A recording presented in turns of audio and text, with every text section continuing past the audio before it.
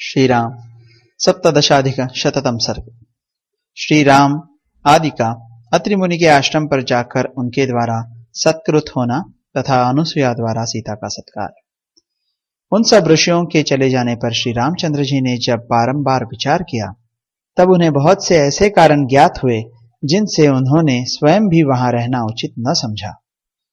उन्होंने मन ही मन सोचा, इस आश्रम में मैं भरत से, माताओं से तथा पूर्ववासी मनुष्यों से मिल चुका हूं। वह स्मृति मुझे बराबर बनी रहती है और मैं प्रतिदिन उन सब लोगों का चिंतन करके शोकमग्न हो जाता हूं। महात्मा भरत की सेना का पड़ाव पड़ने के कारण हाथी और घोड़ों की दीद से यहाँ की भूमि अधिक अपवित्र कर दी गई है, अतः हम लोग भी अन्यत्र चले जाएं।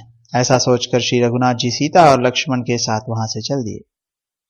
वहां से अत्रि के आश्रम पर पहुंचकर महायशस्वी श्री राम ने उन्हें प्रणाम किया तथा भगवान अत्रि ने भी उन्हें अपने पुत्र की भांति स्नेहपूर्वक अपनाया।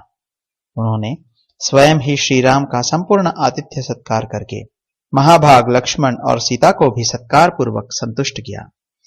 संपूर्ण प्राणियों के हित में तत्पर रहने वाले धर्मज्ञ मुनिश्रेष्ठ अत्रि ने अपने समीप आई हुई सबके द्वारा सम्मानित तापसी एवं धर्मपरायणा बूढ़ी पत्नी महाभागा अनुसुया को संबोधित करके सांत्वनापूर्ण वचनों द्वारा संतुष्ट किया और कहा, देवी, विदेहराज नंदिनी सीता को सत्कार पूर्वक हृदय से लगाओ। तत्पश्चात उन्होंने श्री रामचंद्र जी को धर्मपरायणा तपस्विनी अनुसुया का परिचय देते हुए कहा, एक समय 10 वर्षों तक वृष्टि नहीं हुई।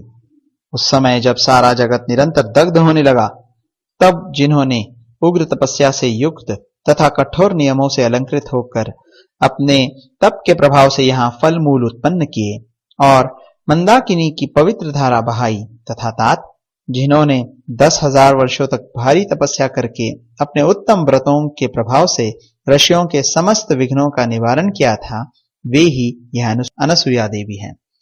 निष्पाप श्री राम, इन्होंने देवताओं के कार्य के लिए अत्यंत उतावली होकर 10 रात के बराबर एक ही रात बनाई थी। वे ही ये अनुसुया देवी तुम्हारे लिए माता की भांति पूजनीय है। यह संपूर्ण प्राणियों के लिए वंदनीय तपस्विनी है। क्रोध तो इन्हें कभी छू भी नहीं सकता है। विदेह नंदिनी सीता इन वृद्धा अनुसुया देवी के पास जाएं।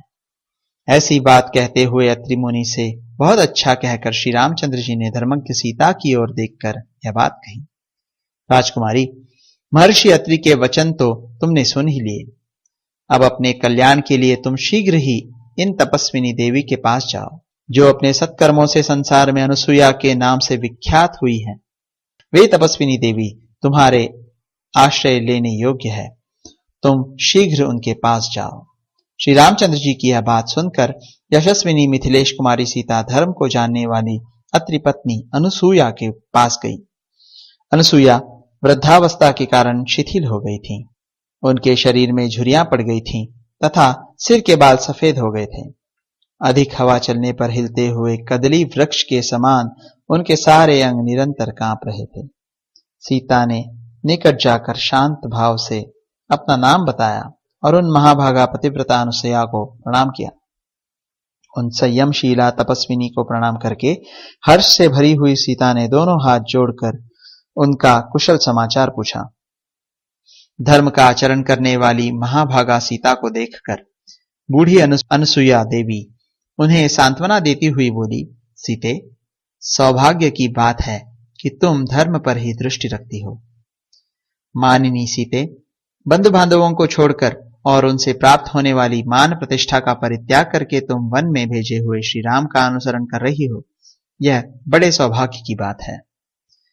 अपने स्वामी नगर में रहे या वन में, भले हो या बुरे, जिन स्त्रियों को वे प्रिय होते हैं उन्हें महान अभ्युदयशाली लोगों की प्राप्ति होती है।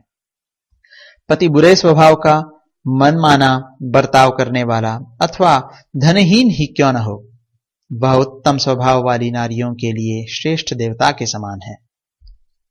विदेहराज नंदिनी, मैं बहुत विचार करने पर भी पति से बढ़कर कोई हितकारी बंधु नहीं देखती। अपनी की हुई तपस्या के अविनाशी फल की भांति वह इस लोक में और परलोक में सर्वत्र सुख पहुंचाने में समर्थ होता है। जो अपने पति पर भी शासन करती है, वे काम के अधीन चित्त वाली असाध्वी स्त्रियां इस प्रकार पति का अनुसरण नहीं करती। उन्हें गुण दोषों का ज्ञान नहीं होता, अतः वे इच्छानुसार इधर उधर विचरती रहती हैं।